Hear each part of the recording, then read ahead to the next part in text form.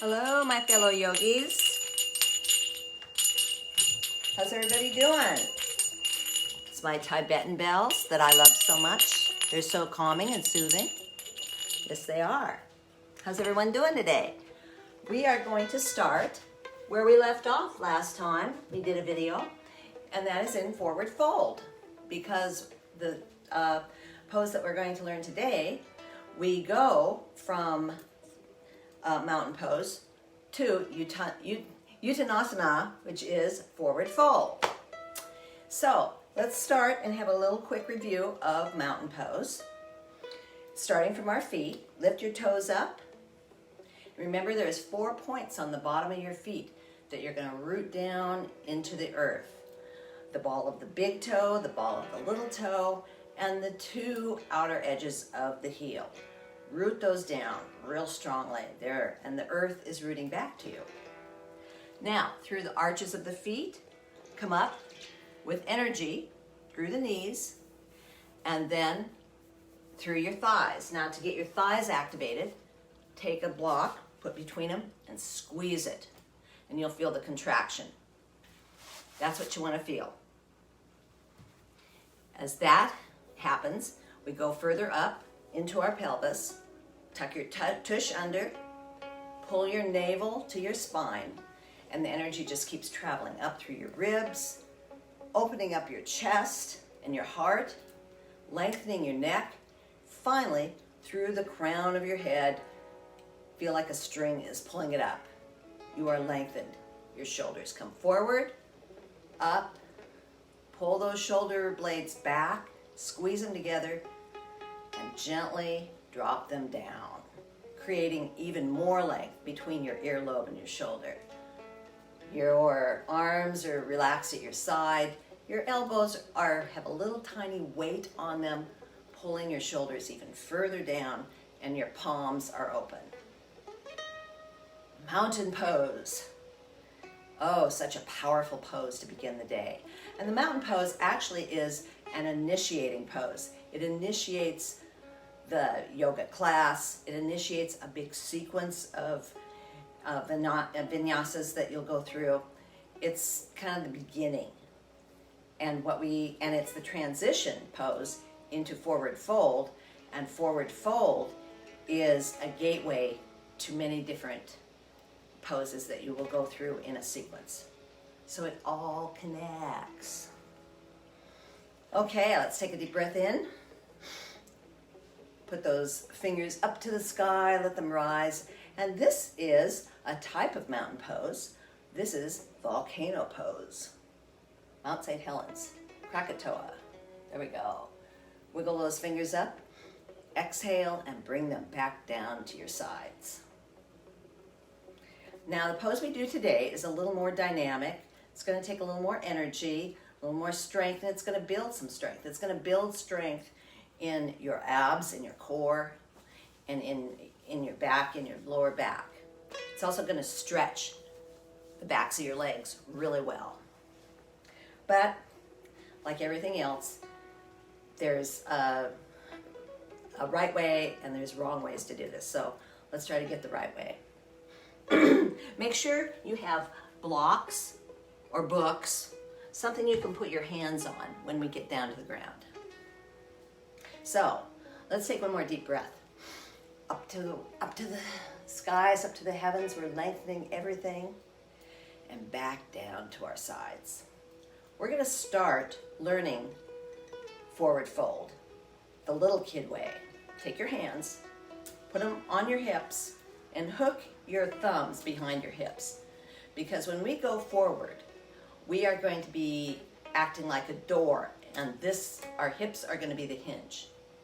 The big no-no in forward fold is we do not want to do spinal flexion, which is this. That's not going to happen. Your top part of your body is going to go down like a door. You're going to keep your head over your heart, over your pelvis. Ooh, have you heard that before? Of course you have. So here we go. We are going to start moving our chest forward. I'm going to go this way so you can see that I'm going to come down to a flat back.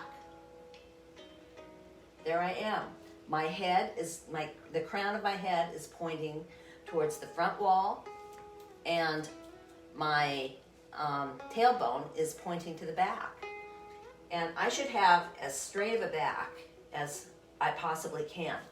Feel your shoulders squeezing together to help you with that flat back. Then we are now going to melt our body to our thighs. Just melt it down. Your sit bones will start going straight up. Draw your navel in, and then relax your head. There you go. Bend your knees as generously as you need to. This is not a military exercise. Your knees will need to bend. Your hands can go to the floor. They can go to blocks. The blocks can act like the earth for you. They can go to your thighs or your shins, or you can grab your elbows and cradle your head. Your yoga teacher will probably ask you to nod your head, move your head side to side, draw circles with your nose, or just rock. There you go. Your yoga teacher might also have you pedal your feet. Feels really good on your thighs. Now, to come out of forward fold, we're going to do exactly the opposite. Hands on your hips. Feel that hip hinge. Come up to a flat back, squeezing your shoulders together, lengthening your head and your tailbone, and then slowly rising.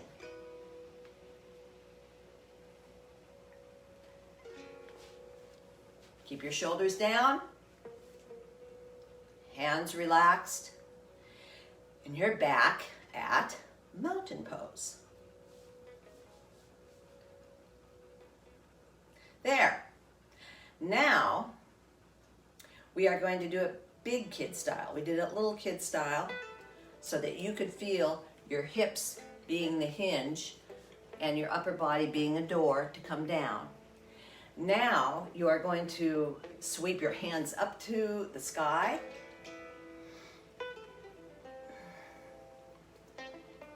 Reach for the sky. And we're going to do a swan dive down, which is the most common way that you will do forward fold in a yoga class. So take your deep breath up and slowly exhale. Bring your arms to your shoulders. Do not start going down before your arms are out. Don't go like this. You want your arms out straight, and then start to bring your chest forward and come down. Bringing your arms down slowly, bending those knees generously. Come to your flat back and then melt down. There you go. You're down. Pedal your feet. Cradle your head. Move your head up and down. Side to side. Draw circles with your nose. And then come back up exactly like you went down.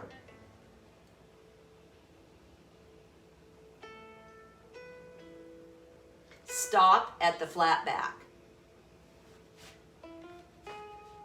Put your hands on your shins. This is monkey pose. And when you came up to here, you should have taken a deep breath. We're going to do this one more time. And let your breath out. Exhale and come down. Hands on your shins. Come up to flat back. Monkey pose. Squeeze your shoulders together. Think about a cup of tea resting on your back. Exhale and come down. Now we're going to come all the way back up.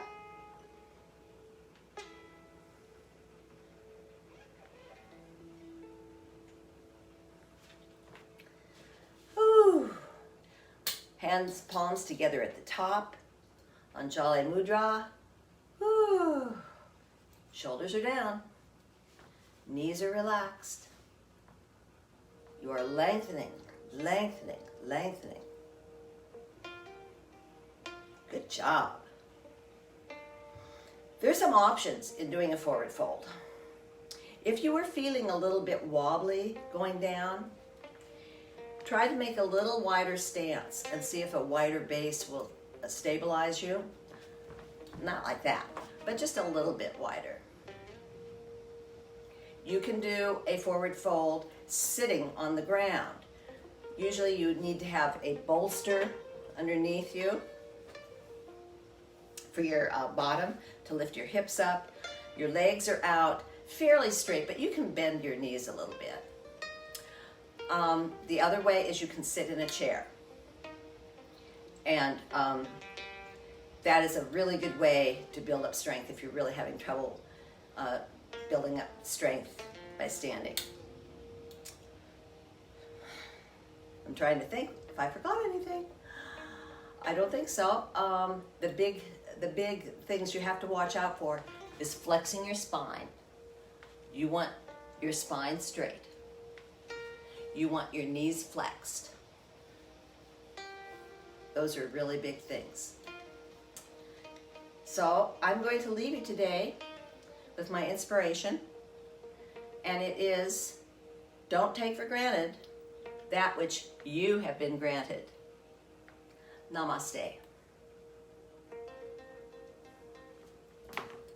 Until next time.